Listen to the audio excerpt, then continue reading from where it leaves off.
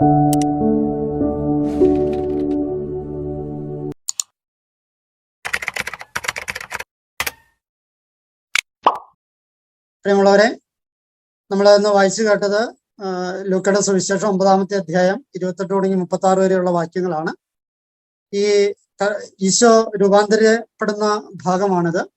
ഇത് സമാന്തര സുവിശേഷങ്ങളായ മറ്റു സുവിശേഷങ്ങളിൽ മത്തായിയുടെയും മർക്കോസിന്റെയും സുവിശേഷത്തിലുണ്ട്. മത്തായിയുടെ സുവിശേഷം 17-ാമത്തെ അധ്യായം 1 തുടങ്ങി 8 വരെയുള്ള വാക്യങ്ങളിലും മർക്കോസിന്റെ സുവിശേഷം 9-ാമത്തെ അധ്യായം 2 തുടങ്ങി 8 വരെയുള്ള വാക്യങ്ങളിലുമാണ് ഇതുള്ളത്.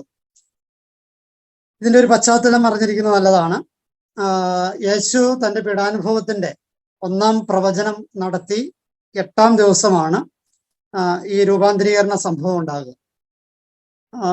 8-ാം ദിവസം എന്നുള്ളത് ഒന്ന് ശ്രദ്ധിക്കേണ്ടതാണ്. യഹൂദരുടെ കണക്കനുസരിച്ച് 8-ാം ദിവസം എന്ന് പറയുന്നത് ആഴ്ചയുടെ ആദ്യ ദിവസം. ഒപ്പം തന്നെ അത് കർത്താവിന്റെ ആ ആദ്യ ദിവസമാണ് കർത്താവിന്റെ ഉത്ഥാനത്തിന്റെ ഇതുണ്ടാകുക. അത് ഈ പീഡാനുഭവം കുറിച്ച് കർത്താവ് പറഞ്ഞിട്ട് ആ ഉത്ഥാനത്തെ അനുസ്മരിപ്പിക്കുന്ന ഒരു മഹത്വത്തിന്റെ ഒരു അവസ്ഥയിലേക്ക് ശിഷ്യന്മാരെ കൊണ്ടുപോകുന്നത് ഉത്ഥാനത്തിന്റെ ഒരു മുന്നാസ്വാദനമായിട്ടാണ്. 7-ാം നൂറ്റാണ്ടിൽ ജീവിച്ചിരുന്ന ഈശ്വദാദ് എന്ന് പറയുന്ന 7-ാം നൂറ്റാണ്ടിൽ 4-ാം നൂറ്റാണ്ടിൽ ജീവിച്ചിരുന്ന ഈശ്വദാദ് എന്ന് പറയുന്ന സുവിശേഷ പണ്ഡിതൻ വിലയിരുത്തുന്നത്. അപ്പം ഈ 8-ാം ദിവസത്തിന്റെ മറ്റൊരു പ്രത്യേകത എന്ന് പറയുന്നത് പഴയ നിയമത്തിലായിക്കോട്ടെ യേശുവിന്റെ കാലത്തായിക്കോട്ടെ അത് ശുദ്ധീകരണത്തിന്റെ ദിവസമാണ്. അത് ഈ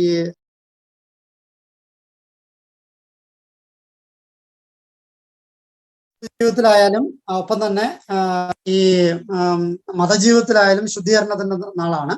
അത് കുഞ്ഞിക്കാലും ശുദ്ധീകരണത്തിന്റെ നാളാണ് ഒക്കെ. അപ്പോൾ 8-ാം ദിവസം ശുദ്ധീകരണത്തിന്റെ ദിവസമാണ്. ഒപ്പം തന്നെ അത് പരിച്ഛേദനത്തിന്റെ ദിവസം കൂടിയാണ്. ആ ഒരു അർത്ഥത്തിൽ തന്നെയാണ് നമ്മുടെ അത് സാബത്തൊക്കെ ആയിട്ട് 8-ാം ദിവസം സാബത്തൊക്കെ ആയിട്ട് ആചരിക്കുക. അപ്പൊ 8-ാം ദിവസത്തിന് അങ്ങനെ ഒരു ചില പ്രത്യേകതകളുണ്ട്. ആ പ്രത്യേകതകളുടെ പശ്ചാത്തലത്തിൽ കൂടി നമ്മൾ ഇതിനെ കണ്ടെത്തേണ്ടതുണ്ട്. അതായത് പരിച്ഛേദനത്തിന്റെ ദിവസമാണ്, അല്ലെങ്കിൽ ശുദ്ധീകരണത്തിന്റെ ദിവസമാണ്. നമ്മളെ തന്നെ ശുദ്ധീകരിക്കേണ്ട സ്മരണയും, പരിച്ഛേദനം എന്ന് പറയുന്നത് ഒരു പുതിയ ജീവിതത്തിലേക്കുള്ള പഴയ മനുഷ്യനെ ഉരിഞ്ഞു കളഞ്ഞ് പുതിയ മനുഷ്യനെ ധരിക്കുന്നതിന്റെ ഒരു സൂചന കൂടിയാണ് പരിച്ഛേദനം. അപ്പൊ അത്തരത്തില് ഒരു നവീകരണത്തിന്റെ ശുദ്ധീകരണത്തിന്റെ ഓർമ്മപ്പെടുത്തല് ഈ ഒരു രൂപാന്തരീകരണം നമ്മുടെ മുമ്പിൽ അവതരിപ്പിക്കുന്നുണ്ട് എന്ന് സാരം. ഇനി നമ്മൾ കാണുന്നത് പത്രോസ്, യോഹന്നാൻ, യാക്കോബ് ഇവരെ 3 പേരെയും മാത്രം കൂട്ടിയിട്ട് കയറുന്ന ആയിട്ടാണ്. ഈ യേശുവിന്റെ ജീവിതത്തിന്റെ മർമ്മപ്രധാനമായ ഭാഗങ്ങളിൽ ഇവരെ 3 പേരെയും മാത്രം കൂട്ടിയിട്ട് ഒരു പ്രത്യേകമായ ഒരു രീതി കാണിക്കുന്നുണ്ട്. ജൈറൂസിന്റെ മകളെ ഉയർപ്പിക്കുമ്പോൾ ഈ 3 പേരെ മാത്രമേ അകത്തേക്ക് പ്രവേശിപ്പിക്കുന്നുള്ളൂ. ഇപ്പൊ നമ്മൾ കണ്ടു ഈ രൂപാന്തരീകരണ സമയത്ത് ഈ 3 പേരെ മാത്രമേ കൊണ്ടുപോയുള്ളൂ. ഇനി നമ്മൾ ഗത്സേമനിലേക്ക് ചെല്ലുമ്പോൾ ഗത്സേമനിലെ ശിഷ്യന്മാരെയൊക്കെ പ്രാർത്ഥിക്കാൻ വേണ്ടി ചോര വിയർത്ത് പ്രാർത്ഥിക്കുന്നതിന് മുമ്പ് തന്നെ ഇവരെ എല്ലാം കൊണ്ടുപോയി അവരെ മാറ്റിയിരുത്തി. അത് കഴിഞ്ഞിട്ട് വീണ്ടും ഈ 3 പേരെ കുറച്ചുകൂടി കർത്താവിന്റെ അടുത്തേക്ക് കൊണ്ടുപോയിട്ട് ഒരു കല്ലേറ് ദൂരം കൂടി വീണ്ടും കർത്താവ് മാറിയിട്ടാണ് പ്രാർത്ഥിക്കുക. അപ്പൊ കർത്താവിന്റെ ഈ മരണത്തിൽ നിന്ന് ജൈറൂസിന്റെ മകളെ ഉയർപ്പിക്കുമ്പോഴും കർത്താവിന്റെ രൂപാന്തരീകരണ അവസരത്തിലും കർത്താവിന്റെ പീഡാനുഭവത്തിന്റെ ഏറ്റവും തീക്ഷ്ണമായ പ്രാർത്ഥനയുടെ വേളയിലും ഒക്കെ ഈ 3 പേരുണ്ട് എന്നത് ഒന്ന് ശ്രദ്ധിക്കേണ്ടതാണ്. ഇനിയും ലൂക്കയുടെ സുവിശേഷത്തില് ഞാൻ നേരത്തെ സൂചിപ്പിച്ച മത്തായിയുടെയും മർക്കോസിന്റെയും സുവിശേഷത്തില് ഈ ഭാഗം ഉണ്ടെങ്കിലും ലൂക്കയുടെ സുവിശേഷത്തിലേക്ക് വരുമ്പോൾ ലൂക്കയുടെ സുവിശേഷം പ്രാർത്ഥനയുടെ സുവിശേഷം എന്ന് വിശേഷിപ്പിക്കാറുണ്ട്. പ്രാർത്ഥനയ്ക്ക് പ്രാധാന്യം കൊടുക്കാറുണ്ട്. അതുകൊണ്ട് തന്നെ ഈ ലൂക്ക ഈ മലയിലേക്ക് കയറിയതിനെ പ്രാർത്ഥനയ്ക്ക് വേണ്ടി കയറി എന്ന് പ്രത്യേകം എടുത്തു പറയുന്നുണ്ട്. ഒരർത്ഥത്തില് ഈ 3 പേര് പത്രോസ്, യോഹന്നാൻ, യാക്കോബ് എന്നീ 3 പേര് പ്രാർത്ഥനയുടെ ആൾക്കാരായിരുന്നു കാണണം. ഒരുപക്ഷെ മധ്യസ്ഥ പ്രാർത്ഥനയുടെയോ അല്ലെങ്കിൽ പ്രാർത്ഥനാ ഗ്രൂപ്പിന്റെയോ ഒക്കെ പ്രതീകമായിട്ട് വേണമെങ്കിൽ നമുക്ക് ഇവരെ കാണാവുന്നതാണ്. അതായത് ഗത്സമനിലെ പ്രാർത്ഥനയിലും ഈ രൂപാന്തരീകരണ പ്രാർത്ഥനയിലും അതുപോലെ തന്നെ മരിച്ചവരിൽ നിന്ന് ഉയർപ്പിക്കുന്ന ഈ ജൈറൂസിന്റെ മകളെ ഉയർപ്പിക്കുമ്പോഴും ഒക്കെ മറ്റുള്ളവരെല്ലാം കളിയാക്കിക്കൊണ്ടിരിക്കുകയായിരുന്നു. മറ്റുള്ളവർ കളിയാക്കിക്കൊണ്ടിരുന്നപ്പോൾ ആ കളിയാക്കലിന്റെ പശ്ചാത്തലത്തിൽ ജൈറൂസിന്റെയും ഈ 3 പേരെയും മാത്രമേ യേശു അകത്തേക്ക് കൊണ്ടുപോയുള്ളൂ. എന്ന് ശ്രദ്ധിക്കേണ്ടതാണ്. അപ്പം തീക്ഷ്ണമായ പ്രാർത്ഥനയിൽ ഉള്ള ഒരു പ്രാർത്ഥനാ ഗ്രൂപ്പായിരുന്നു ഇവരെന്ന് വേണമെങ്കിൽ നമുക്ക് ഊഹിച്ചെടുക്കാവുന്നതാണ്. ഒരർത്ഥത്തിൽ പ്രാർത്ഥനാ ഗ്രൂപ്പിന്റെ ഒരു മാതൃക കൂടിയാണ് എന്നുകൂടി നമ്മൾ ആക്കേണ്ടതുണ്ട്. എല്ലാവരുമായിട്ട് നമുക്ക് വ്യക്തിബന്ധങ്ങൾ ഉണ്ടാവാം, പക്ഷെ ആത്മീയ ബന്ധങ്ങൾ ഒരു ചില പരിധികളും പരിമിതികളും ഒക്കെ വെക്കേണ്ടതുണ്ട് എന്നുകൂടി ഓർമ്മപ്പെടുത്തുകയാണ്. അതുകൊണ്ട് തന്നെ ഈ ആത്മീയ ജീവിതത്തിലെ ഉന്നതിയിലേക്ക് പോകാൻ ഉദ്ദേശിക്കുന്നവർക്ക് പ്രത്യേകമായിട്ട് ഒരു ആത്മീയ പിതാവ് ഒക്കെ ഉണ്ടാകുക എന്നുള്ളത് പ്രത്യേകിച്ച് വൈദികർക്കും സിസ്റ്റേഴ്സിനും ഒക്കെ ഉണ്ടാകണം എന്ന് നിഷ്കർഷിക്കാറുണ്ട്. ആത്മായർക്കും അങ്ങനെ ഉള്ളവരുണ്ട്. അപ്പോൾ നമുക്ക് നമ്മളെ മനസ്സിലാക്കാൻ പറ്റുന്ന, നമുക്ക് വേണ്ടി പ്രാർത്ഥിക്കുന്ന, നമ്മുടെ പഴയ കുമ്പസാരത്തിൽ ഏറ്റുപറഞ്ഞ കാര്യങ്ങൾ ഓർത്തിരിക്കാനും ആ കുമ്പസാരത്തിൽ പറഞ്ഞ പ്രായശ്ചിത്തങ്ങളെയും അതിന് പറഞ്ഞ നിർദ്ദേശങ്ങളെയും ഒക്കെ വിലയിരുത്തി അടുത്ത കുമ്പസാരം കുറച്ചുകൂടി ബെറ്റർ ആക്കാനും ഒക്കെ ഒരു ആത്മീയ പിതാവ് ഉണ്ടാകുന്നത് നല്ലതാണ്. ഏതായാലും ഈ ഒരു ആത്മീയ ബന്ധം, ശിഷ്യത്വം എന്ന് പറയുന്നത് ഒരു പ്രാർത്ഥനാ കൂട്ടായ്മയിലേക്ക് കൂടി ഇവരുടെ 3 പേരുടെയും കേസിൽ ഉയരുന്നുണ്ട് എന്നത് ശ്രദ്ധിക്കേണ്ട കാര്യമാണ്. അപ്പൊ നമ്മൾ പ്രാർത്ഥിക്കുമ്പോൾ അതുകൊണ്ട് തന്നെയാണല്ലോ ക്രിസ്തു പറഞ്ഞത്, 2-3 പേർ എൻ്റെ നാമത്തിൽ ഒരുമിച്ച് കൂടുന്നവരുടെ ഞാൻ ഉണ്ടായിരിക്കുമെന്നും അവര് ഒരുമിച്ച് ചോദിക്കുന്നത് ഞാൻ തരുമെന്നും ഒക്കെയുള്ള ഉറപ്പ് യേശു പറഞ്ഞത് ഒരുപക്ഷെ യേശുവിന്റെ ആത്മീയ അനുഭവത്തിൽ നിന്ന് തന്നെ ആയിരിക്കണം. ഒറ്റയ്ക്ക് പ്രാർത്ഥിക്കുന്നതിനപ്പുറത്തേക്ക് ഇവരെയും കൂട്ടി പ്രാർത്ഥിച്ചതിൻ്റെയൊക്കെ അനന്തരഫലമായിരിക്കണം യേശു ഒരുപക്ഷെ അതങ്ങനെ പറയാനായിട്ടുള്ള കാരണം. അപ്പോൾ ഒരു പ്രാർത്ഥനയ്ക്ക്, ഒരു ആത്മീയ കൂട്ടായ്മയ്ക്ക് എപ്പോഴും ഇതിങ്ങനെ ഒരു കാര്യമുണ്ട്. നമ്മൾ ഈ ഒരു പ്രാർത്ഥന അക്ഷരാർത്ഥത്തിൽ പ്രാർത്ഥനാ ഗ്രൂപ്പ് അല്ലെങ്കിലും അത്തരത്തിലൊരു നിയോഗമൊക്കെ നമ്മുടെ ദൗത്യമൊക്കെ നമുക്കുണ്ട്. ഇല്ലെങ്കിൽ നമുക്ക് അത്തരത്തിലൊരു നിയോഗങ്ങളെ കൂടി നമ്മുടെ മനസ്സിലുണ്ടാവുകയും നമ്മുടെ ബന്ധങ്ങളിൽ ഉണ്ടാവുകയും ഒക്കെ ചെയ്യുന്നത് നല്ലതാണ്. വീണ്ടും നമ്മൾ കാണുന്നത് ഇവര് മലയിലേക്ക് കയറിപ്പോയി എന്നുള്ളത്. മല എന്ന് പറയുന്നത് ദൈവമനുഷ്യ സമാഗമത്തിന്റെ ഒരിടമായിട്ടാണ് പുതിയ നിയമമായിക്കോട്ടെ പഴയ നിയമമായിക്കോട്ടെ അടയാളപ്പെടുത്തുന്നത്. മലയിലേക്ക് പോയത്, ഈ മല എന്ന് പറയുന്നത് ഒരു പ്രതീകാത്മകമായി എടുക്കേണ്ടതാണ്. ദൈവം എല്ലായിടത്തും ഉണ്ട്. ഒരേ ആ ദൈവത്തിന്റെ സാന്നിധ്യത്തിന് ഏറ്റക്കുറച്ചിലുകളില്ല. അപ്പൊ പിന്നെ എന്തുകൊണ്ടാ നമുക്ക് ഒരു ചെറിയ ഒരു ഉദാഹരണം പറഞ്ഞു കഴിഞ്ഞാൽ നമ്മുടെ വീട്ടിലെ എല്ലാ മുറികളിലും ദൈവത്തിന്റെ സാന്നിധ്യമുണ്ട്. പിന്നെ എന്തിനാ നമ്മൾ ഒരു പ്രാർത്ഥനാ മുറി ഉണ്ടാക്കിയേക്കണം? അത് ദൈവത്തിന് വേണ്ടിയിട്ടല്ല, നമുക്ക് വേണ്ടിയിട്ടാണ്. മനോഹരമായൊരു ഈ ചിന്തയുണ്ട്. എന്തിനാണ് പള്ളി പോണേന്ന് ഒരു ഈ നിരീശ്വരവാദി തന്റെ മകനോട് ചോദിക്കുക. മകൻ ഡെയിലി പള്ളി പോണാൻ. അപ്പൊ അവനോട് ചോദിച്ചു, നീ എന്തിനാണ് ഡെയിലി പള്ളി പോണേ? ദൈവം എല്ലായിടത്തും ഉണ്ടല്ലോ, ഇവിടെ ഇരുന്ന് പ്രാർത്ഥിച്ചാൽ പോരെ? പ്രാർത്ഥിക്കേണ്ട ആവശ്യം തന്നെ ഇല്ല. ഇനി അഥവാ അങ്ങനെ ഉണ്ടെങ്കിൽ നീ ദൈവത്തിൽ വിശ്വസിക്കുന്ന ദൈവം എല്ലായിടത്തും ഇല്ലേ? പള്ളിയിൽ മാത്രമേ ഉള്ളൂ, ഇവിടെ ഇല്ലേ? അപ്പൊ അവിടെ ഇരുന്ന് പ്രാർത്ഥിച്ചാൽ പോരെ. അപ്പോ ഈ മകൻ പറഞ്ഞ മറുപടി ഇതാണ്, ദൈവം എല്ലായിടത്തും ഉണ്ട്, പക്ഷേ ദൈവം എല്ലായിടത്തും ഒരേപോലെയാണ്, പക്ഷെ ഞാൻ എല്ലായിടത്തും ഒരേപോലെയല്ല. ക്ലിയറായി കാണുമെന്ന് വിചാരിക്കണം. ദൈവം എല്ലായിടത്തും ഒരേപോലെയാണ്, പക്ഷെ ഞാൻ എല്ലായിടത്തും ഒരേപോലെയല്ല. എൻ്റെ മാനസിക അവസ്ഥകൾ, എൻ്റെ ചിന്തകൾ, എൻ്റെ ബുദ്ധികൾ മാറ്റമുണ്ട്, എൻ്റെ മനോഭാവത്തിൽ വ്യത്യാസമുണ്ട്.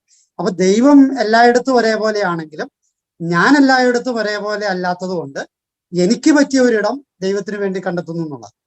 അപ്പം മലയെ നമ്മൾ അർത്ഥമാക്കുന്നത് ഈ നമ്മള് ദൈവത്തെ കണ്ടെത്താൻ നമ്മളെല്ലായിടത്തും പോലെ അല്ലാത്തത് കൊണ്ട് നമുക്ക് പറ്റിയ ഒരിടം നമ്മൾ കണ്ടെത്തുന്നുണ്ട്. അതെല്ലാവരും കണ്ടെത്തുന്നുണ്ട്. നമ്മുടെ വീട്ടിൽ നമ്മളൊരു പ്രാർത്ഥനാ മുറി ഉണ്ടാക്കുന്നു, അല്ലെങ്കിൽ നമ്മുടെ പറമ്പിൽ എവിടെയെങ്കിലും ഈ ഒരു കുന്നിന്റെ മുകളിലോ അല്ലെങ്കിൽ ഒരു മരച്ചോട്ടിലോ ഒക്കെ പ്രാർത്ഥിക്കാനായിട്ട് ഒരു ഇടം കണ്ടെത്തിയത്. അത് നമ്മുടെ മനസ്സിനിണങ്ങിയ സ്ഥലമാണ്. ദൈവത്തിനിണങ്ങിയത് കൊണ്ടല്ല, നമുക്കിണങ്ങിയത് കൊണ്ട്. അത് ആവശ്യമാണ്, നമ്മുടെ മനസ്സിന് വേണമെങ്കിൽ ആവശ്യമാണ്. അപ്പൊ അത്തരത്തില് മലയെ കാണേണ്ടതുണ്ട്.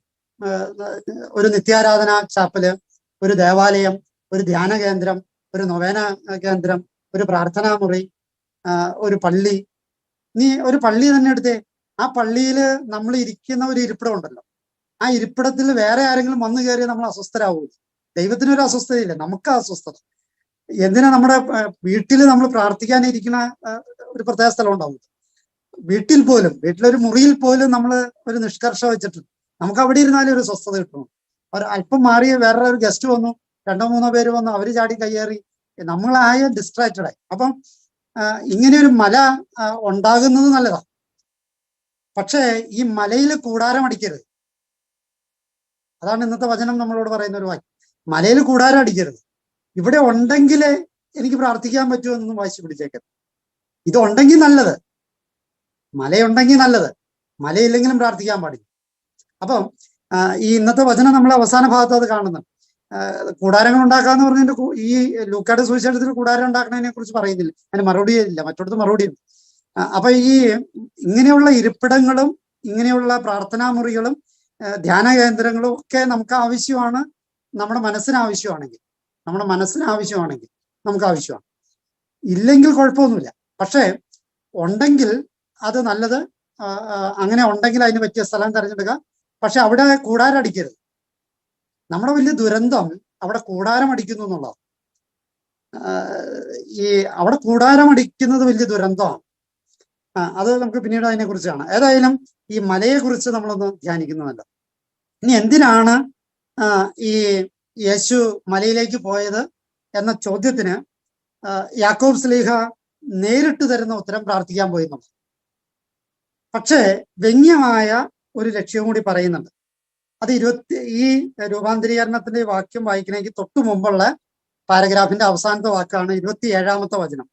ആ 27-ാമത്തെ വചനത്തിൽ നമ്മൾ ഇങ്ങനെ വായിക്കുകയാണ്: എന്നാൽ ദൈവരാജ്യം കാണുന്നതിന് മുമ്പ് മരിക്കുകയില്ലാത്ത ചിലർ ഈ നിൽക്കുന്നവരുടെ ഇടയിലുണ്ട് എന്ന് സത്യമായി ഞാൻ നിങ്ങളോട് പറയും. ക്ലിയർ ആയോ? ദൈവരാജ്യം കാണുന്നതിന് മുമ്പ് മരിക്കുകയില്ലാത്ത ചിലർ ഈ നിൽക്കുന്നവരുടെ ഇടയിലുണ്ട് എന്ന് സത്യമായി ഞാൻ നിങ്ങളോട് പറയും. ഇത് ആരോട് പറഞ്ഞതാ? യേശു അപ്പസ്തോലന്മാരെ നിർത്തിക്കൊണ്ട് പറയാ. അപ്പൊ ദൈവരാജ്യം ഇവര് മരിക്കണയ്ക്ക് മുമ്പ് ദൈവരാജ്യം കാണും എന്ന് ഈശോ ഉറപ്പ് കൊടുക്കുക. ആ ഉറപ്പിന്റെ അച്ചാരമാണ്, അല്ലെങ്കിൽ ആ ഉറപ്പിന്റെ നിറവേറ്റലാണ് ഈ താബോർ മലയിൽ സംഭവിക്കുക. ദൈവരാജ്യത്തെ ഈ 3 സ്ലീഹന്മാര് നേരിട്ട് കാണുക. ക്ലിയറായി കാണുമെന്ന് ഞാൻ ക്ലിയറായോ? അതായത് ദൈവരാജ്യം കാണുന്നതിന് മുമ്പ് മരിക്കയില്ലാത്ത ചിലരിവിടെ നിൽപ്പുണ്ട്. എല്ലാവരും ഒന്നും പറയുന്നില്ല ഈശോ, ചിലരെന്നാ പറയണേ. ആ ചിലര് ഈ 3 പേരാ. ആ 3 പേരെ ഈ താബോർ മലയിൽ കയറ്റിയിട്ട് ദൈവരാജ്യത്തിന്റെ നേർചിത്രം കാണിച്ചു കൊടുക്കുകയും, അപ്പൊ മരിക്കുന്നതിന് മുമ്പ് അവർ കണ്ടു എന്നർത്ഥം. അപ്പൊ 27-ാമത്തെ വാക്യത്തിന് ഉത്തരമാണ് ഈ മലയിലേക്ക് എന്തിനു പോയി എന്നതിന്റെ 2-ാമത്തെ ഉത്തരമാണ് അതെന്ന് സാരം. ആദ്യത്തെ ഉത്തരം പ്രാർത്ഥനയ്ക്ക് വേണ്ടി പോയി എന്നുള്ള. ഈ ലൂക്കയുടെ സുവിശേഷത്തില് മത്തായിലും മർക്കോസിലും ഇല്ലാത്ത ഒരു 3 വിശദാംശങ്ങൾ ഈ താബോർ മലയുമായിട്ട് ബന്ധപ്പെട്ടുണ്ട്. ഒന്ന്, പ്രാർത്ഥിക്കാനായി മലയിലേക്ക് പോയി എന്നുള്ള ലൂക്കയുടെ ഒരു പ്രത്യേക വ്യാഖ്യാനമാണ്, മറ്റാരും അത് പറയുന്നില്ല. 2, പ്രാർത്ഥിച്ചുകൊണ്ടിരുന്നപ്പോൾ യേശുവിന്റെ മുഖഭാവം മാറി എന്ന് ലൂക്ക പറയുന്നുണ്ട്. മാർക്കോസിന്റെയും മത്തായുടെയും സുവിശേഷത്തില് ഈ പ്രാർത്ഥിച്ചുകൊണ്ടിരുന്നപ്പോഴാണ് മുഖഭാവം മാറിയത് എന്ന് പറയുന്നില്ല. മുഖഭാവം മാറിയെന്ന് പറയുന്നുണ്ട്, പക്ഷേ രൂപാന്തരപ്പെട്ടു എന്ന് പറയുന്നുണ്ട്. പക്ഷേ അത് പ്രാർത്ഥിച്ചുകൊണ്ടിരുന്നപ്പോഴാണ് സംഭവിച്ചതെന്ന് മറ്റു സുവിശേഷങ്ങൾ പറയുന്നില്ല. 3-ാമത്തെ കാര്യം, ഒരു ലൂക്കയുടെ പ്രത്യേകത, മറ്റു സുവിശേഷങ്ങളില്ലാത്തൊരു കാര്യം, യേശുവിന്റെ കടന്നുപോകലിനെ കുറിച്ചാണ് ഈ ഏലിയായും മോശയും യേശുവും തമ്മിൽ ചർച്ച നടത്തിയത് എന്ന ചർച്ചയുടെ മാറ്റർ ഇവിടെ ലൂക്കാ സുവിശേഷൻ വെളിപ്പെടുത്തുന്നുണ്ട്. അപ്പൊ ഈ 3 അഡീഷണൽ മാറ്റർ ഈ മറ്റു സുവിശേഷങ്ങളെ അപേക്ഷിച്ച് ലൂക്കയുടെ സുവിശേഷത്തിലുണ്ട് എന്ന് ഓർമ്മപ്പെടുത്തിയെന്ന് മാത്രം. ഇനി എന്താണ് മോശയും പിന്നെ ഏലിയായുടെയും സാന്നിധ്യത്തിന്റെ പ്രസക്തി? മോശ ആദ്യം നമുക്ക് എടുക്കാം. മോശ 1700 വർഷം മുമ്പ് മരിച്ചുപോയ ആളാണ്. ഇപ്പോഴത്തെ കണക്കൂട്ടിൽ 1700 അല്ല, യേശുവിന്റെ കാലത്തിന് മുമ്പ് 1700 വർഷം മുമ്പ് മരിച്ചുപോയ ആളാണ്. അതേസമയം ഏലിയ മരിച്ചതായിട്ട് പറയുന്നില്ല. ഏലിയ ജീവിച്ചിരിക്കുന്നതായിട്ടാണ് പഴയ നിയമം സാക്ഷ്യപ്പെടുത്തുന്നത്. പക്ഷേ അത് 1000 വർഷം മുമ്പ് സ്വർഗത്തിൽ ജീവിക്കുന്നു എന്ന് വേണം നമ്മൾ മനസ്സിലാക്കാനായിട്ട്. ഏലിയ ജീവിച്ചിരിക്കുന്നു എന്ന് പറഞ്ഞാൽ ഇപ്പോ ചിലരുടെ മുഖത്തിലെ ചുളിവ് ഞാൻ കാണുന്നതുകൊണ്ട് റെഫറൻസ് തരാം. രാജാക്കന്മാരുടെ രണ്ട് രാജാക്കന്മാര് 2-ാമത്തെ അധ്യായം, മലാക്കിയുടെ പുസ്തകം 4-ാമത്തെ അധ്യായം 5 തുടങ്ങി 6 വരെയുള്ള വാക്യങ്ങള്, സക്രിയയുടെ പുസ്തകം 4-ാമത്തെ അധ്യായം 11 തുടങ്ങി 14 വരെയുള്ള വാക്യങ്ങള്, വെളിപാടിന്റെ പുസ്തകം 11-ാമത്തെ അധ്യായം 3 തുടങ്ങി 11 വരെയുള്ള വാക്യങ്ങൾ. ഇവിടെയൊക്കെ ഈ ഏലിയ ജീവിച്ചിരിക്കുന്ന, പാതാളത്തിൽ ജീവിച്ചിരുന്നു അല്ലെങ്കിൽ പറുദീസയിൽ ജീവിച്ചിരുന്നു, അതൊന്നും നമുക്ക് അറിഞ്ഞൂടെ. ഏതായാലും ഒരു സങ്കല്പം അനുസരിച്ച് പറുദീസയിൽ ജീവിച്ചിരുന്നു, അല്ലെങ്കിൽ പാതാളം എന്നൊരു വാക്ക് നമ്മൾ ഉപയോഗിക്കാറില്ല, പറുദീസയിൽ ജീവിച്ചിരുന്നു ആ അർത്ഥത്തിൽ വേണം കണക്കാക്കാൻ. അപ്പോ നമുക്കറിയാം അവസാന നാളില് ജീവിച്ചിരിക്കുന്നവരെയും മരിച്ചവരെയും കരയറ്റുമെന്ന് പറയുമ്പോൾ അതിന്റെ 2 പ്രതീകങ്ങളാണ് ഏലിയായും മോശയും. മോശ മരിച്ചവരുടെ പ്രതീകമാണ്, ഏലിയ ജീവിച്ചിരിക്കുന്നവരുടെ പ്രതീകമാണ്. അപ്പൊ അവസാനത്തെ ക്രിസ്തുവിന്റെ വരവില് ജീവിച്ചിരിക്കുന്നവരെയും മരിച്ചവരെയും ഒരുമിച്ച് കൂട്ടപ്പെടും എന്ന് പറയുന്നതിന്റെ സൂചനയാണ് ഏലിയായുടെയും മോശയുടെയും. മറ്റൊരു പ്രത്യേകത, ഒരാള് വിവാഹിതനാണ്, മറ്റൊരാൾ അവിവാഹിതനാണ്. എന്ന് വെച്ചാൽ മോശ വിവാഹിതനാണ്, കുടുംബക്കാരനാണ്, ഏലിയ അവിവാഹിതനാണ്. അപ്പൊ ഈ കുടുംബജീവിതം നയിക്കുന്നവരെയും സന്യസ്തരെയും ഒരുമിച്ച് കൂട്ടും എന്നുള്ളൊരു സൂചന ഇവരെ രണ്ടുപേരുടെയും പ്രതീകാത്മകമായിട്ട് അവതരിപ്പിക്കുന്നുണ്ടെന്ന് അർത്ഥം. ക്ലിയർ ആയി കാണുന്ന വിചാരിക്കണം. ഇനി മോശ നിയമത്തിന്റെ ആളാണ്. യഹൂദ ജനത്തിന്, വിളിക്കപ്പെട്ട ജനത്തിന് നിയമം കൊണ്ടുവന്നു കൊടുത്തത് മോശയാണ്. അതേസമയം ഏലിയ പ്രവാചകന്മാരുടെ പ്രതിനിധിയാണ്. അപ്പൊ നിയമവും, ഈ വചനത്തിൽ കൃത്യമായിട്ട് വായിക്കുന്നുണ്ട്, നിയമവും പ്രവാചകന്മാരും യോഹന്നാൻ വരെയായിരുന്നു. അപ്പൊ ഈ നിയമവും പ്രവാചകന്മാരും യോഹന്നാൻ വരെ ഭരിച്ച ആ കാലഘട്ടത്തിന്റെ മുഴുവൻ സൂചനയാണ് നിയമത്തിന്റെ പ്രതീകമായ മോശയും പ്രവാചകന്മാരുടെ പ്രതീകമായ ഏലിയായും. അപ്പൊ ഏലിയായും മോശയും എന്തുകൊണ്ട് വരുന്നു എന്നതിന്റെ അർത്ഥം നിയമവും പ്രവാചകന്മാരുമാണ്. നിയമവും പ്രവാചകന്മാരും യേശുവിൽ പൂർത്തീകരിക്കപ്പെടുന്നു എന്നുള്ളതാണ്. അതുകൊണ്ടാണ് നമ്മള് അത് പിന്നീട് നമുക്ക് പറയാം. അപ്പം ഈ ഒരു പ്രതീകാത്മകത, മോശയുടെയും ഏലിയായുടെയും പ്രതീകാത്മകത ഒന്ന് അറിഞ്ഞിരിക്കുക എന്നുള്ളതാണ്. ഇനി എന്തുകൊണ്ടാണ് ഈ മോശയും ഏലിയും വരാനുള്ള കാരണങ്ങൾ? ഇപ്പൊ ഞാൻ പറഞ്ഞത് അവർ വന്നതിന്റെ പ്രതീകാർത്ഥമാണ്. ഇനി കാരണം എന്താ? ഒന്നാമത്തെ കാരണം, ഇപ്പൊ ഈ സൂചിപ്പിച്ച പോലെ നിയമവും പ്രവാചകന്മാരും യോഹന്നാൻ വരെയായിരുന്നു. ആ നിയമവും പ്രവാചകന്മാരും യേശുവിൽ പൂർത്തീകരിച്ചു. അതാണ് അവര് ഇവിടെ വരാനായിട്ടുള്ള ഒന്നാമത്തെ കാരണം. മത്തായിയുടെ സുവിശേഷം 11-ാമത്തെ അധ്യായം 11 തുടങ്ങി 13 വരെയുള്ള വാക്യങ്ങള്, ലൂക്കയുടെ സുവിശേഷം 16-ാമത്തെ അധ്യായം 16-ാമത്തെ വാക്യം, ഗലാത്യക്കാർക്ക് എഴുതിയ ലേഖനം 3-ാമത്തെ അധ്യായം 19 തുടങ്ങി 25 വരെയുള്ള വാക്യങ്ങള്, ഗലാത്യക്കാരുടെ ലേഖനം 4-ാമത്തെ അധ്യായം 21 തുടങ്ങി 31 വരെയുള്ള വാക്യങ്ങള്, കൊറിന്തോസിന്റെ 2-ാമത്തെ ലേഖനം 3-ാമത്തെ അധ്യായം 6 തുടങ്ങി 15 വരെയുള്ള വാക്യങ്ങള്, കൊളോസോസുകാരുടെ ലേഖനം 2-ാമത്തെ അധ്യായം 14 തുടങ്ങി 17 വരെയുള്ള വാക്യങ്ങൾ. ഇതെല്ലാം നിയമവും പ്രവാചകന്മാരും യും പ്രതീകമായി ഈ ഏലിയായെയും മോശയെയും അവതരിപ്പിക്കുന്നു. അത് യോഹന്നാൻ വരെയായിരുന്നു, അല്ലെങ്കിൽ യേശുവിന്റെ കാലം വരെയായിരുന്നു. അതിനുശേഷം നിയമവും പ്രവാചകന്മാരും എല്ലാം യേശു തന്നെയാണ്, യേശു തന്നെയാണ് വചനം, യേശു തന്നെയാണ് എന്ന് വ്യക്തമാക്കുക. രണ്ടാമത്തെ കാരണം, അപ്പൊ ഒന്നാമത്തെ കാരണം നിയമവും പ്രവാചകന്മാരും യേശു തന്നെയാണെന്ന് കാണിക്കാം. രണ്ടാമത്തെ കാരണം മിശിഹായുടെ സഹനങ്ങളെ സംബന്ധിച്ച പ്രവചനങ്ങളുടെ നിറവേറ്റലിന് വേണ്ടിയിട്ടാണ് അവർ വരിക.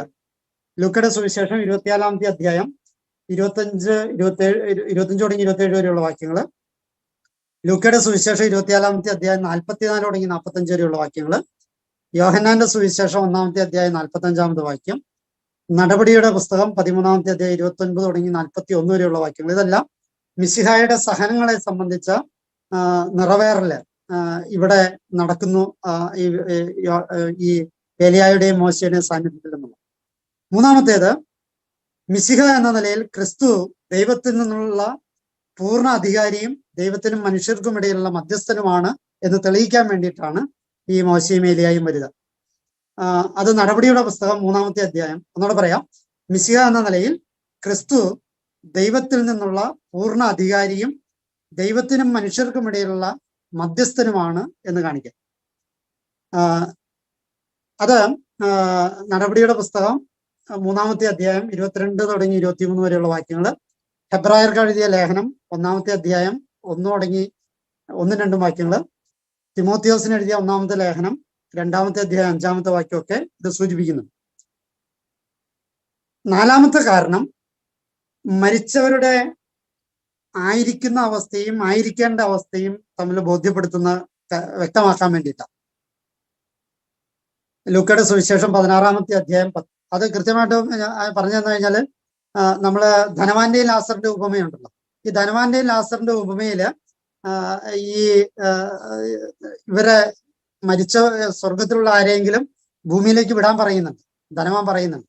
അപ്പോ പത്രോസ് പറയുന്നുണ്ട് അവർക്ക് മോശയും പ്രവാചകന്മാരും ഉണ്ട്. അപ്പോ മോശയും പ്രവാചകന്മാരെയും അവരനുസരിക്കില്ല എന്ന് പറയാണ്. ഈ മോശയും പ്രവാചകനും ആരാ? മോശ നിയമത്തിന്റെ ആള്, പ്രവാചകന്മാരുടെ പ്രതിനിധിയാണ് എലിയ. അപ്പൊ മോശയും പ്രവാചകന്മാരും പറഞ്ഞത് എന്തോ അതാണ് വചനം. അപ്പൊ മോശയും പ്രവാചകന്മാരും അന്ന് ജീവിച്ചിരിപ്പില്ല, പക്ഷെ അവർ ജീവിച്ചിരിപ്പുണ്ട്. എവിടെയുണ്ട്? വചനത്തിലുണ്ട്, അല്ലെങ്കിൽ യേശുവിലുണ്ട്. അപ്പൊ യേശുവിലുള്ളതാണ് എന്തോ അത് മോശയും പ്രവാചകന്മാരും. ആ മോശയും പ്രവാചകന്മാരും പറഞ്ഞത് തന്നെയാണ് ഇന്ന് നമ്മുടെ കയ്യിലുള്ള വേദപുസ്തകം. അപ്പോ മോശയും പ്രവാചകന്മാരുമാണ് ക്രിസ്തു, ക്രിസ്തുവാണ് വചനം. അപ്പൊ മോശയും പ്രവാചകന്മാരും നമ്മുടെ കയ്യിലുണ്ട്. ക്ലിയർ ആയി കാണുമെന്ന് വിചാരിക്കണം. അപ്പൊ ഈ അവസ്ഥയെ ബോധ്യപ്പെടുത്താനാണ് എന്നുള്ളതാണ് മരിച്ച മനുഷ്യരുടെ സത്യാവസ്ഥയും ബോധാവസ്ഥയും മനസ്സിലാക്കാനാണ്. ലൂക്കയുടെ സുവിശേഷം 16-ാമത്തെ അധ്യായം 19 തുടങ്ങി 31 വരെയുള്ള വാക്യങ്ങൾ, വെളിപാടിന്റെ പുസ്തകം 6-ാമത്തെ അധ്യായം 9 തുടങ്ങി 11 വരെയുള്ള വാക്യങ്ങൾ, ഹെബ്രായർക്ക് എഴുതിയ ലേഖനം 12-ാമത്തെ അധ്യായം 21-ാമത്തെ വാക്യം, എഫെസൂസുകാരുടെ ലേഖനം 4-ാമത്തെ അധ്യായം 8 തുടങ്ങി 10 വരെയുള്ള വാക്യങ്ങൾ ഇതൊക്കെ സൂചിപ്പിക്കുന്നതാണ്. 5 ആത്മാവിന്റെ അമർത്യത സൂചിപ്പിക്കാൻ വേണ്ടിയിട്ടാണ്. കാരണം ഈ ഏലിയായുടെയും മോശയുടെയും ഒക്കെ മരിച്ചുപോയ ആളും ഉടലോടെ എടുക്കപ്പെട്ട ആൾക്കാർക്കൊക്കെ ആത്മാവുണ്ട്, അതിന്റെ നിത്യതയുണ്ട് എന്ന് സൂചിപ്പിക്കാൻ. പത്രോസിന്റെ 1-ാമത്തെ ലേഖനം 3-ാമത്തെ അധ്യായം 4-ാമത്തെ വാക്യം, പത്രോസിന്റെ 1-ാമത്തെ ലേഖനം 4-ാമത്തെ അധ്യായം 6-ാമത്തെ വാക്യം, സങ്കീർത്തനം 16-ാമത്തെ അധ്യായം 10-ാം വാക്യം, ലൂക്കയുടെ സുവിശേഷം 20-ാമത്തെ അധ്യായം 38-ാമത്തെ വാക്യമൊക്കെ സൂചിപ്പിക്കുന്നത് ഈ ആത്മാവിന്റെ അമർത്യത സൂചിപ്പിക്കാനാണ്. 6-ാമത്തെ കാര്യം ക്രിസ്തുവിന്റെ 2-ാം വരവിലെ പ്രതിഫലവും ശിക്ഷാവിധിയും ഒക്കെ സൂചിപ്പിക്കാൻ വേണ്ടിയിട്ടാണ്. ക്രിസ്തുവിന്റെ 2-ാം വരവിലെ പ്രതിഫലവും ശിക്ഷാവിധിയും, നന്മ ചെയ്തവർക്ക് പ്രതിഫലവും തിന്മ ചെയ്തവർക്ക് ശിക്ഷാവിധി, അതിനെ സൂചിപ്പിക്കാം. മത്തായിയുടെ സുവിശേഷം 16-ാമത്തെ അധ്യായം 27-ാമത്തെ വാക്യം, മത്തായിയുടെ സുവിശേഷം 24-ാമത്തെ വാക്യം 29 തുടങ്ങി 25-ാമത്തെ അധ്യായം 46-ാമത്തെ വാക്യം വരെയുള്ള കാര്യങ്ങൾ ഒക്കെ സൂചിപ്പിക്കുന്നതാണ്. 7-ാമതായിട്ട് ശരീരത്തിന്റെ പുനരുത്ഥാനം. കാരണം ഈ അപ്പസ്തോലന്മാര് മരിച്ചുപോയ 1700 വർഷം മുമ്പ് മരിച്ചുപോയ മോശയെ കാണുകയാണ്. 1000 വർഷം മുമ്പ് എടുക്കപ്പെട്ട ഏലിയായെ കാണുകയാണ്. അപ്പോ അവരുടെ ശരീരത്തിന് അമർത്യതയുണ്ട്, ശരീരത്തിന്റെ പുനരുദ്ധാനമുണ്ട് എന്ന സൂചനയാണ് അത് തരിക. മത്തായിയുടെ സുവിശേഷം 17-ാമത്തെ അധ്യായം 9-ാമത്തെ വാക്യം, യോഹന്നാന്റെ സുവിശേഷം 5-ാമത്തെ അധ്യായം 28 തുടങ്ങി 29 വരെയുള്ള വാക്യങ്ങൾ, കൊറിന്തോസിന് എഴുതിയ 1-ാമത്തെ ലേഖനം 15-ാമത്തെ അധ്യായം, വെളിപാടിന്റെ പുസ്തകം 20-ാമത്തെ അധ്യായം 4 തുടങ്ങി 5 വരെയുള്ള വാക്യങ്ങളൊക്കെ സൂചിപ്പിക്കുന്നതാണ്. 8-ാമത്തേത് ഭാവിയിലെ നിത്യമായ രാജ്യം, ദൈവരാജ്യം, അത് എന്ന യാഥാർത്ഥ്യത്തെ വെളിവാക്കാൻ വേണ്ടി മത്തായിയുടെ സുവിശേഷം 16-ാമത്തെ അധ്യായം 28-ാമത്തെ വാക്യം, മത്തായിയുടെ സുവിശേഷം 17-ാമത്തെ അധ്യായം 1 തുടങ്ങി 9 വരെയുള്ള വാക്യങ്ങൾ, വെളിപാട് 5-ാമത്തെ അധ്യായം 10-ാമത്തെ വാക്യം, വെളിപാട് 11-ാമത്തെ അധ്യായം 15-ാമത്തെ വാക്യം, വെളിപാട് 20-ാമത്തെ അധ്യായം 1 തുടങ്ങി 10 വരെയുള്ള വാക്യങ്ങളൊക്കെ സൂചിപ്പിക്കുന്നത് അതാണ്. ഇനി നമ്മള് വചനത്തിൽ നിന്നൊന്ന് ടെസ്റ്റ് ചെയ്യാമെന്ന് നമ്മൾ തിരിച്ചു വരാം. ഇനി ഞാൻ പറഞ്ഞു, ലൂക്ക പ്രത്യേകമായിട്ട് എടുത്തു പറയുകയാണ്, പ്രാർത്ഥനയില് മുഖഭാവം മാറി, അതുപോലെ തന്നെ വസ്ത്രം വെണ്മയായി. ഈ 2 കാര്യങ്ങള് ശുശ്രൂഷ ദൗത്യത്തിലായിരിക്കുന്ന എനിക്കും നിങ്ങൾക്കും വളരെ പ്രധാനപ്പെട്ട ചിന്തയായിരിക്കണം. പ്രാർത്ഥനയില് മുഖം മാറി എന്ന് വെച്ചാൽ എന്താ അർത്ഥം? ജീവിതമാറ്റം ഉണ്ടാകണം. പ്രാർത്ഥിക്കാനായിട്ട് നമ്മൾ ദേവാലയത്തിലോ നമ്മുടെ മുറിയിലോ നമ്മുടെ ആയിരിക്കുന്ന ഏതെങ്കിലും സ്ഥലത്തേക്കോ ഇടത്തേക്കോ ഒക്കെ മാറുമ്പോൾ അല്ലെങ്കിൽ പ്രാർത്ഥിക്കുമ്പോൾ പ്രാർത്ഥിക്കുന്നതിന് മുമ്പുള്ള ഭാവം എന്തോ ആ ഭാവമായിരിക്കരുത് പ്രാർത്ഥനയ്ക്ക് ശേഷം. ക്രിസ്തുവിന്റെ ജീവിതത്തെ നടക്കുക, കഴിയുമെങ്കിൽ ഈ കാസ് അകന്നു പോകട്ടെ എന്ന് പ്രാർത്ഥിച്ച ക്രിസ്തുവിന്റെ പ്രാർത്ഥനയൊന്നും നടന്നില്ല, ഒരു കാസി അകന്നു പോയില്ല. പക്ഷേ ഒരു കുഞ്ഞു വാക്യം അവിടെ എഴുതി വെച്ചിട്ടുണ്ട്, ദൈവദൂതന്മാർ അവനെ ആശ്വസിപ്പിച്ചു. ഈ ആശ്വാസവും പേറിയിട്ടാണ് പ്രാർത്ഥനയ്ക്ക് ശേഷം. പ്രാർത്ഥന കൊണ്ട് ഈ ഭൂമി മലയാളം മൊത്തം മാറ്റിയേക്കാമെന്നൊന്നും ആരും വിചാരിച്ചേക്കരുത്, ഒരനുഗ്രഹം കിട്ടുമെന്ന് വിചാരിച്ചേക്കരുത്. പക്ഷേ പ്രാർത്ഥനയിൽ മാറേണ്ടത് മുഖമാണ് മാറേണ്ടത്, അവനവന്റെ മുഖമാണ് മാറേണ്ടത്. മാറ്റം നമ്മൾ പ്രതീക്ഷിക്കുന്നു, നമുക്ക് ചുറ്റുമുള്ളത് മാറാൻ നമ്മൾ ആഗ്രഹിക്കുന്നു, നമ്മൾ മാറാൻ ആഗ്രഹിക്കുന്നില്ല. പക്ഷെ പ്രാർത്ഥനയിൽ സംഭവിക്കേണ്ടത് അവനവൻ മാറുക എന്നുള്ളതാണ്. മുഖം മാറുക എന്ന് വെച്ചാൽ അതാണ്. ഇനി വസ്ത്രം മാറി വെണ്മയായി എന്ന് വെച്ചാൽ എന്താ അർത്ഥം? നമ്മുടെ സാഹചര്യങ്ങളെ, നമ്മുടെ ഉപജീവന മാർഗങ്ങളെ, നമ്മുടെ ബാന്ധവങ്ങളെ, നമ്മുടെ പരിസരങ്ങളെ വിശുദ്ധീകരിക്കുക എന്നാണ്. നമ്മുടെ പരിസരങ്ങളെ, നമ്മുടെ സാഹചര്യങ്ങളെ, നമ്മുടെ ഉപജീവന മാർഗങ്ങളെ, നമ്മുടെ പുറത്തുള്ള അവതരണങ്ങളെ ഒക്കെ വിശുദ്ധീകരിക്കുക എന്നുള്ള, നമ്മുടെ സ്ഥാനമാനങ്ങളെ, ഇതൊക്കെ ഇതിന്റെ എല്ലാം സൂചനയാണ് വസ്ത്രം എന്ന് പറയാം. വസ്ത്രം അത്യന്താപേക്ഷിത നമ്മുടെ ജീവിതത്തിന്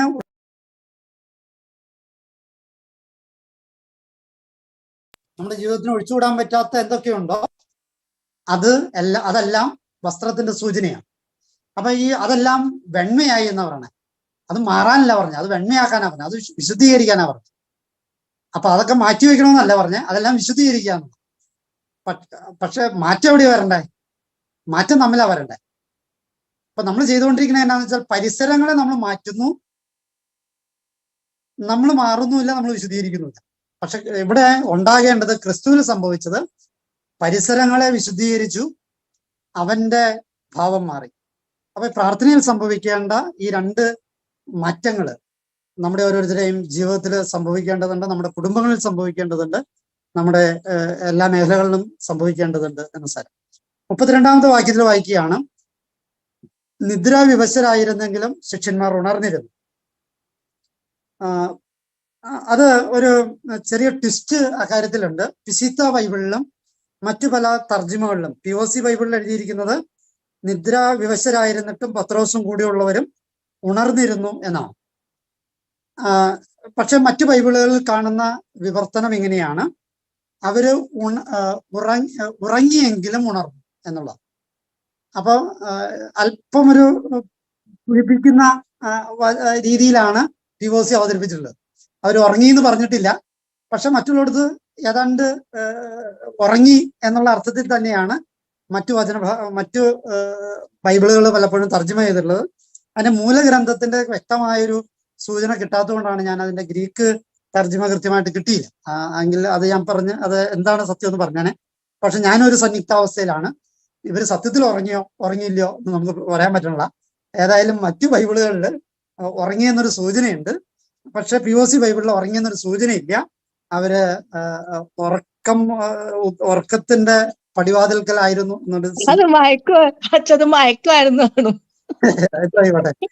അപ്പൊ അങ്ങനെ ഒരു നിദ്രാവിവശരായിരുന്നു എന്നേ പറഞ്ഞു. ഏതായാലും അതും നമുക്കൊന്ന് ചിന്തിക്കേണ്ടതാണ്.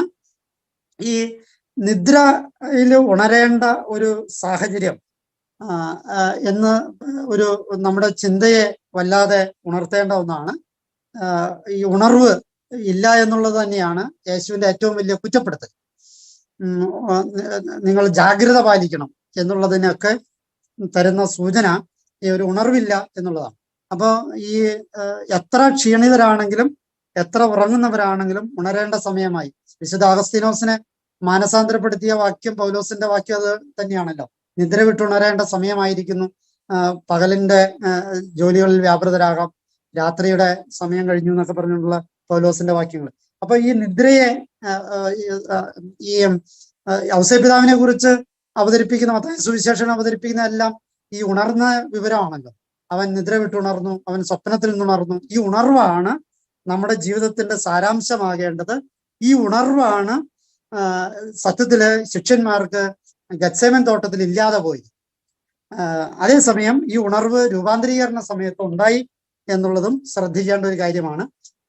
ഏതായാലും ഈ ഉണർവ് മരണ നിദ്ര എന്ന് പറയുന്നത് മരണത്തിന്റെ സൂചനയാണെങ്കിൽ ഉണർവ് എന്ന് പറയുന്ന ഉയർപ്പിന്റെ സൂചനയാണ്.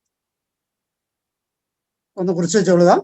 നിദ്ര എന്ന് പറയുന്നത് മരണത്തിന്റെ സൂചനയാണെങ്കിൽ ഉണർവ് എന്ന് പറയുന്ന ഉയർപ്പിന്റെ സൂചനയാണ്.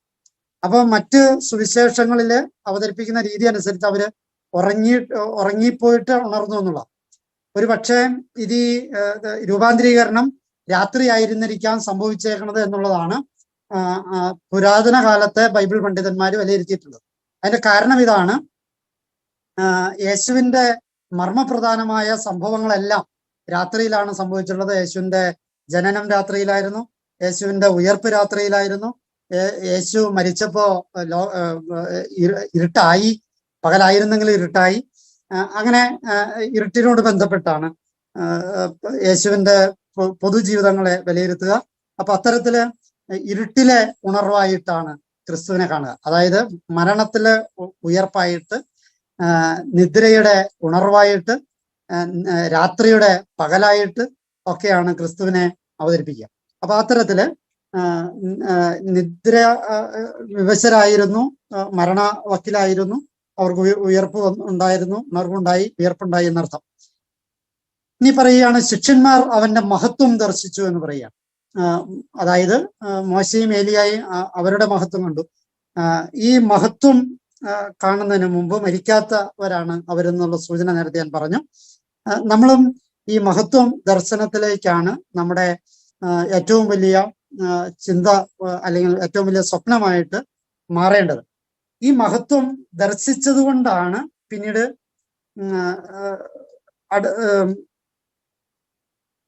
മഹത്വം ദർശിച്ചുകൊണ്ടാണ് അവര് ഈ ഒരു വിഭ്രാന്തിയിലേക്ക് വരിക. പത്രോസ് പറയാണ്, നമ്മൾ ഇവിടെയായിരിക്കുന്നത് നല്ലതാണ്, ഞങ്ങൾ 3 കൂടാരങ്ങൾ ഉണ്ടാക്കാം, ഒന്ന് നിനക്ക്, ഒന്ന് ഏലിയായ്ക്ക്, ഒന്ന് മോശയ്ക്ക്. ഇവിടെ ഈ കൂടാരം എന്ന് പറയുന്ന വാക്ക് അല്പം അതിന്റെ തർജിമ അത് സ്കേന എന്ന് പറയുന്ന ഗ്രീക്ക് വാക്കാണ്. അതിന് തണല്, കൂടാരം എന്നൊക്കെ അർത്ഥമുണ്ട്. പക്ഷെ ലൂക്കയുടെ സുവിശേഷം 16-ാമത്തെ അധ്യായം 9-ാമത്തെ വാക്യം വായിക്കുമ്പോൾ കൂടാരത്തിനൊരു പ്രശ്നമുണ്ട്. അവിടെ നിത്യകൂടാരത്തെ കുറിച്ചാണ് പറയുന്നത്. ഈ നിത്യകൂടാരത്തെ കുറിച്ച് പറയാൻ പറ്റിയ ഒരു സാഹചര്യം അല്ല ഇവിടെയുള്ളത്. അപ്പൊ ലൂക്ക തന്നെ പറഞ്ഞു വെച്ചിട്ടുള്ള കൂടാരം, ലൂക്കയുടെ മനസ്സിലുള്ള കൂടാരം ഈ നിത്യകൂടാരമാണ്. ആ നിത്യകൂടാരം ത്തോട് ബന്ധപ്പെട്ടല്ല പത്രോസ് ഇവിടെ പറഞ്ഞത് എന്നതുകൊണ്ടായിരിക്കാം ഒരു പക്ഷെ ഇവിടെ ലൂക്കാ സുവിശേഷൻ പറയുന്നത് ഇത് പറയുമ്പോൾ അവന് തന്നെ നിശ്ചയമില്ലായിരുന്നു എന്ന് പറയാനുള്ള കാരണം. അത് കൂടാര സങ്കല്പത്തില് വ്യത്യാസമുണ്ടായിരുന്നു. അതല്ല യഹൂദരുടെ സംബന്ധിച്ചിടത്തോളം കൂടാര തിരുനാളൊക്കെ ഉണ്ട്. സമാഗമ കൂടാരത്തിന്റെ തിരുനാളുണ്ട്. ദൈവം വസിക്കുന്നതിന്റെ ഇടമാണ് കൂടാരം. അപ്പോ ദൈവം അവിടെ വസിക്കണം. അപ്പോ അത് സ്വർഗമായിട്ട് കണക്കാക്കാൻ പറ്റില്ല, അത് ദർശനം മാത്രമായിരുന്നു എന്നുള്ള ഉണർവിലേക്ക് പത്രോസ് വന്നില്ല എന്നൊക്കെ മനസ്സിലാക്കിയത് കൊണ്ടായിരിക്കും ഒരു പക്ഷെ ലൂക്കാ സുവിശേഷൻ അങ്ങനെയൊക്കെ പറഞ്ഞു വെച്ചത്. ഇനി അവൻ പിന്നീട് നമ്മൾ കാണുന്നത് ഈ ഏലിയായും മോശയും മേഘങ്ങളിൽ മൂടപ്പെടുന്നതാണ്, യേശു ഉൾപ്പെടെ. അത് മേഘങ്ങളിൽ സംവഹിക്കപ്പെടും എന്നൊരു സൂചന നമുക്ക് ഉണ്ട്. യേശു മേഘങ്ങളിൽ ആഗതനാകും, മാനമേഘങ്ങളിൽ ആഗതനാകുമെന്നും നമ്മൾ മേഘങ്ങളിൽ സംവഹിക്കപ്പെടുമെന്നും പൗലോസ് തെസ്സലോനിക്കക്കാർക്ക് എഴുതിയ 1-ാമത്തെ ലേഖനം 4-ാമത്തെ അധ്യായം 17-ാമത്തെ വാക്യത്തിൽ അതിന് സൂചനയുണ്ട്. അപ്പോ ഇത് ഇവിടെ വെളിപ്പെടുത്തുക ഈ രൂപാന്തരീകരണ അവസരത്തില് ഈ സത്യത്തില് ക്രിസ്തുവിന്റെ ഉത്ഥാനത്തിന്റെ വെളിപ്പെടുത്തല് എന്നതിനപ്പുറത്തേക്ക് അത് ഉണ്ട്, തീർച്ചയായിട്ടും ഉണ്ട്. അതിനപ്പുറത്തേക്ക് യുഗാന്ത്യത്തിലെ ഒരു ഒരു ഒരു ഒരു മുന്നാസ്വാദനമായിട്ട് വേണം കണക്കാക്കാനായിട്ട്. അപ്പോ ക്രിസ്തു മേഘങ്ങളിൽ വരുന്നതും നമ്മള് മേഘങ്ങളിൽ എടുക്കപ്പെടുന്നതും ഒക്കെ ഈ സൂചന അവിടെ ഉണ്ട് എന്ന് സാരം. ഇനി മേഘത്തിൽ നിന്നും ഒരു സ്വരമുണ്ടായി എന്ന് പറയുന്നത്. സത്യത്തില് ബൈബിളിൽ 3 പ്രാവശ്യം മേഘങ്ങളിൽ സ്വരം ഉണ്ടാകുന്നത്.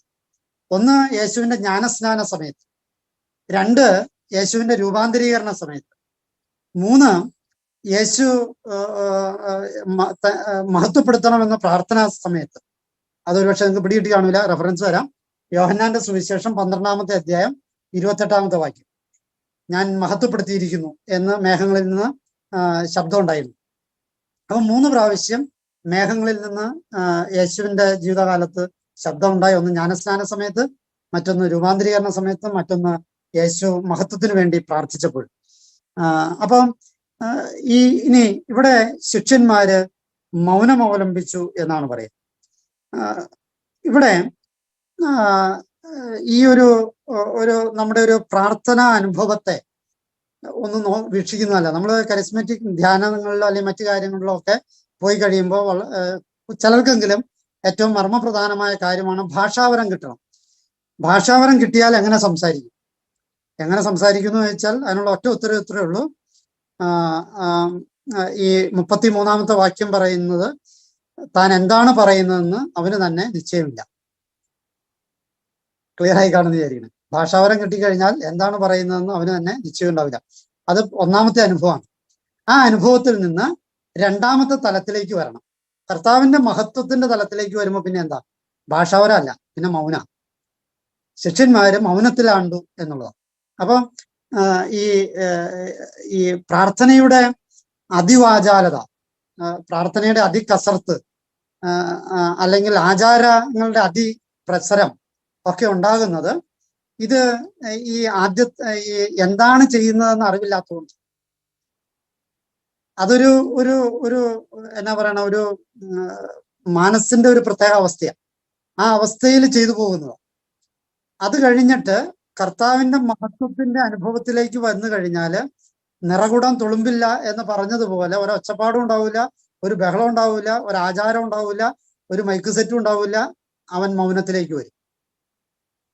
ആഴമായ മൗനത്തിലേക്ക് വരും എന്നുള്ളതാണ്. അപ്പോൾ ഈ അപ്പസ്തോലന്മാർക്ക് ഉണ്ടായ ഒരു പ്രാർത്ഥന യാത്ര, നമ്മളൊന്ന് രൂപാന്തരീകരണ യാത്ര, നമ്മുടെയും പ്രാർത്ഥനാ അനുഭവത്തിന്റെ ഒരു യാത്രയായിട്ട് ചിന്തിക്കണം. സമയം വൈകിയതുകൊണ്ട് നിർത്താൻ. നമുക്കൊരു മിനിറ്റ് നമുക്കൊന്ന് പ്രാർത്ഥിച്ചിട്ട് അവസാനിപ്പിക്കാം. കാരണവനായ കർത്താവ് തിരുസന്നിധിയിൽ ഞങ്ങളെല്ലാവരെയും സമർപ്പിച്ച് പ്രാർത്ഥിക്കുന്നു. നിന്റെ ശിക്ഷത്വം സ്വീകരിച്ച് ജീവിക്കുന്ന ഞങ്ങൾക്ക് നിന്റെ മഹത്വം ദർശിക്കാനായിട്ട് ഈ ലോകത്തില് സാധിക്കില്ലെങ്കിലും പരലോകത്തിലെങ്കിലും സാധിക്കാനായിട്ടുള്ള കൃപ നൽകണമേ എന്ന് പ്രാർത്ഥിക്കുന്നു. നിയമവും പ്രവാചകന്മാരുടെയും പ്രതീകമായ ഏലിയ മോശ കാലത്തിലൂടെ ഞങ്ങൾ കടന്നു പോകുമ്പോൾ ഞങ്ങളുടെ ജീവിതത്തില് ഈ നിയമവും പ്രവാചകന്മാരും ഞങ്ങളുടെ സ്വന്തമാകാൻ, ഞങ്ങളുടെ നിയമങ്ങള് പാലിക്കുന്നവരും ഞങ്ങള് ദൈവത്തിന്റെ പ്രവാചകന്മാരായി ഈ ലോകത്ത് ജീവിക്കാനും ഒക്കെയുള്ള കൃപ നൽകണമേ എന്ന് പ്രാർത്ഥിക്കുന്നു. ജീവിക്കുന്ന വചനമായി ഞങ്ങൾ മാറട്ടെ എന്ന് പ്രാർത്ഥിക്കുന്നു. അതുവഴി നീ തന്നെ ഞങ്ങളിൽ ജീവിക്കാനും, ഞങ്ങള് പരസ്പരം കാണുമ്പോൾ, ഞങ്ങള് പരസ്പരം കണ്ടുമുട്ടുമ്പോൾ ഈശോ മിശിഹായ്ക്ക് സ്തുതിയായിരിക്കട്ടെ എന്ന് പറയാനും ഒക്കെയുള്ള കൃപ നൽകണമേ എന്ന് പ്രാർത്ഥിക്കുന്നു. പ്രാർത്ഥനാ ജീവിതത്തിൽ ഞങ്ങൾക്കുണ്ടാകേണ്ട മാറ്റങ്ങളെ തിരിച്ചറിയും. ഞങ്ങളുടെ ഭാവങ്ങളെ മാറ്റാൻ, ഞങ്ങളുടെ മനോഭാവങ്ങളെ മാറ്റാനുള്ള കൃപ നൽകണമേ. ഞങ്ങളായിരിക്കുന്ന സാഹചര്യങ്ങളെയും പരിസരങ്ങളെയും ബന്ധങ്ങളെയും വസ്തുക്കളെയും ഉപജീവന മാർഗങ്ങളെയും ഒക്കെ വിശുദ്ധീകരിക്കണമേ എന്ന് പ്രാർത്ഥിക്കുന്നു. നല്ല ദൈവമേ, പ്രാർത്ഥനയുടെ അനുഭവത്തിലേക്ക് ഞങ്ങൾ വരുമ്പോൾ ഞങ്ങള് വാചാല കസർത്ത് കൊണ്ട് വ്യാഖ്യാനങ്ങൾ നടത്തുകയും അല്ലെങ്കിൽ പ്രാർത്ഥനകൾ നടത്തുകയും ആചാരാനുഷ്ഠാനങ്ങൾ നടത്തുകയൊക്കെ ചെയ്യുമ്പോൾ എന്താണ് ചെയ്യുന്നതെന്ന് അറിയാതെയാണ് ചെയ്യുന്നത് എന്ന ബോധ്യം ഞങ്ങൾക്ക് പ്രദാനം ചെയ്യണമേ. ഒപ്പം തന്നെ നിന്റെ അടുത്തായിരിക്കാൻ, ആഴമായ മൗനത്തിലേക്ക് വരാനുള്ള കൃപ നൽകണമേ എന്ന് പ്രാർത്ഥിക്കുന്നു. നല്ല ദൈവമേ, നിന്റെ രൂപാന്തരീകരണം ഞങ്ങളുടെ ജീവിതത്തിലും സംഭവിക്കട്ടെ. നമ്മുടെ കർത്താവ് യേശു മിശിഹായുടെ കൃപയും പിതാവായ ദൈവത്തിന്റെ സ്നേഹവും പരിശുദ്ധാത്മാവിന്റെ സഹവാസവും നമ്മോടും നമ്മുടെ ശുശ്രൂഷകളോടും കൂടി ഉണ്ടായിരിക്കട്ടെ, ഇപ്പോഴും എപ്പോഴും എന്നേക്കും. ആമേൻ.